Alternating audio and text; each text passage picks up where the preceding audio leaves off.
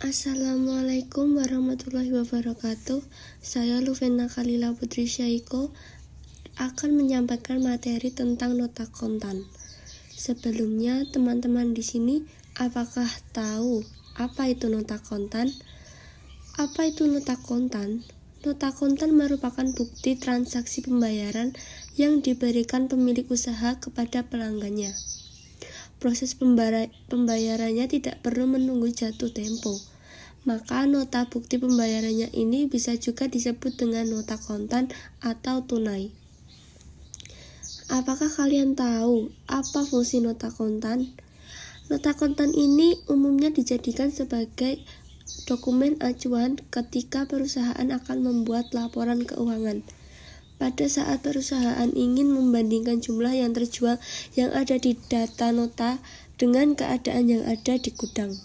Artinya, semua data bukti pembelian telah tersusun rapi di nota tersebut, maka tidak ada data yang kelewatan. Lalu, bagaimana jika ada kecurangan ataupun lupa? Maka harus bertanggung jawab ya, dengan cara mengganti rugi nominal yang tidak terdata tersebut. Untuk solusinya bagaimana? Nah, solusi yang tepat untuk mengenai hal tersebut, kita harus berhati-hati dalam melakukan catatan nota. Jangan sampai hal seperti itu terjadi pada kita. Nanti saya akan menampilkan seperti apa sih nota kontan. Nah, ini penampilan notanya teman-teman. Sepertinya kita tidak asing sama kertas seperti ini ya. Biasanya kita jumpai di mana aja nih? Bisa saja kita jumpai saat membeli HP, sepeda, ataupun yang lainnya. Ya, inilah yang akan dijadikan sebagai alat bukti transaksi yang resmi atau sah. Nota penjualan ini pun nantinya akan menjadi alat bukti pembelian yang sah, di mana ini akan menerangkan apabila si pembeli sudah selesai melakukan pembayaran atas barang yang dibeli. Saya akan menjelaskan satu persatu isi dari nota kontan ini. Paling atas sendiri bisa kita sebut nama perusahaan. Ini identitas juga sangat penting ya teman-teman. Ada alamat dan nomor telepon yang bisa dihubungi. Lalu setelah identitas perusahaan, bawahnya ada nomor nota. Nah, nomor nota ini juga tak kalah penting dengan identitas perusahaan. Artinya, ketika pimpinan cek satu persatu nota apabila ada yang tidak sesuai dengan urutan nomor, apa yang terjadi? Yang terjadi, kita sebagai pegawai harus mengganti rugi. Jadi jangan sampai seperti itu ya. Sebelah kanan ada tanggal nota. Di bawahnya untuk paling kiri ini ada nomor sesuai barang yang dibeli. Terus ada kode barang. Jadi setiap barang tuh harus ada kodenya ya, supaya tidak terjadinya kesalahan dalam penulisan barang. Dan agar gampang ketika tidak menemukan tulisan gambar atau tulisan nama barang. Terus selanjutnya ada nama barang. Selanjutnya ada harga. Paling kiri ada nomor, ini sesuai barang ya kalau nomor. Terus ada kode barang. Agar apa kode barang ini ditulis?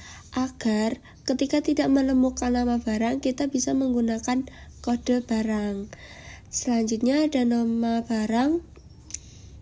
Nah, di sini pembeli sepertinya membeli tinta Epson 03 seharga 50.000, keyboard laptop 130.000, HVS 80 gram 41.000.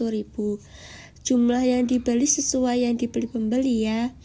Selanjutnya ada total. Nah, ini ada total bayar yang tadi pembeli barang tersebut. Terus ada NP. NP ini kayak tambahan pesan gitu ya. Di sini perusahaan menulis barang yang sudah dibeli tidak dapat ditukar kembali. Harap periksa kembali barang belanjaan Anda. Artinya ketika kita sebelum melakukan pembayaran atau menuju ke kasir, kita harus mengecek kembali belanjaan kita, karena di perusahaan ini tidak memperbolehkan barang dikembalikan lagi setelah pembayaran atau setelah sah atau resmi kayak gitu. Terus di sini ada hormat kami. agar apa? Hormat itu untuk bahwa ini tuh udah sah dan resmi, seperti itu. Kayak gitu ya teman-teman. Lalu ada komponen penyusun nota kontan. Nomor 1 ada nama perusahaan atau nama toko sebagai yang mengeluarkan nota. Ini sangat penting untuk perusahaan agar perusahaan lebih dikenal banyak orang lagi. Apabila pembeli tersebut sangat puas, maka pembeli tersebut akan menyebarluaskan perusahaan ini. Maka timbal balik lagi untuk perusahaan bisa menaikkan perusahaan ini lebih maju lagi. Terus nomor 2 ada nomor nota. Nomor 3 tanggal transaksi. Agar apa teman-teman tanggal transaksi ini? Tanggal transaksi ini agar bukti pembayaran itu tidak fake atau bohong ataupun tipu-tipu ya teman-teman. Jadi kayak beneran gitu, beneran dibayar. Terus ada bukti-bukti tanggal juga dan bisa dicek ya teman-teman. Terus ada jenis barang. Terus ada jumlah barang yang diambil atau dibeli. Ada harga satuan barang. Ada jumlah harga. Lalu kita akan mengajarkan juga atau menjabarkan cara membuat nota kontan agar teman-teman ketika menjadi pegawai di perusahaan dan mendapat tugas membuat nota kontan agar tidak salah dan tidak keteteran. Maka di sini saya akan menjelaskan ya teman-teman. Di sini ada nomor pertama itu mula-mula kita harus masukkan kode produk. Kode produk ini berisi nomor kode produk tertentu yang sudah ditentukan sebelumnya. Dengan adanya kode ini, maka akan memudahkan penjual melakukan pengecekan terhadap produk yang baru saja ditransaksikan tanpa harus menulis secara lengkap. Selanjutnya ada isilah nama barang dan jumlahnya pada kolom. Nanti pada kolom nama produk atau barang, masukkanlah nama secara manual. Nomor 3, gunakan rumus VLOOKUP. Jika ingin lebih mudah, maka Anda juga bisa memanfaatkan formula seperti itu ya. Ada contoh tulisannya seperti itu. Yang kemudian masukkan jumlah barang yang sudah terjual pada kolom jumlah barang. Selanjutnya ada buat harga satuan per produk. Supaya apa? Supaya nanti lebih mudah. Maka bisa gunakan formula Excel berikut ini. Itu ada tulisannya, teman-teman bisa gunakan itu untuk membuat harga satuan per produk. Jadi langsung manual, langsung jeret gitu. Lalu ada kemudian masukkan total harga barang. Setelah itu buat jumlah barang yang terjual dengan harga satuannya untuk bisa mendapat total harganya. Pakai itu agar lebih mudah teman-teman.